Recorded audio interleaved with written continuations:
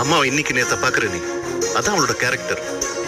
தனக்கு சரின்னு பட்டதை யார் எதிர்த்தாலும் கமெண்ட் பண்ணாலும் அது எல்லாத்தையும் கொஞ்சம் கூட கவலைப்படாம தான் இஷ்டத்துக்கு தான் நடந்துப்பா. ஆனா என் கல்யாண விஷயத்துல அவங்க எப்படிப்பா இன்டர்ஃபியர் பண்ணலாம்? நான் யாரு கல்யாணம் பண்ணிக்கணும், யாரோட வாழணும்னு நான் தானப்பா டிசைட் பண்ணணும். நான் என்ன சின்ன குழந்தையா? என் லைஃப் எப்படி இருக்கணும்னு எனக்கு தெரியாதா? ஏன்பா எங்களை புரிஞ்சுக்க மாட்டேங்கிறீங்க? எங்க இஷ்டப்படி எங்களை இருக்க விடுங்களேன்.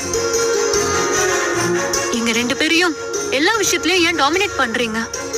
உன் மேல இருக்கிற கன்சர்ன்ல சொன்னா அது ஏமா டாமினேஷன் எடுத்துக்கிற?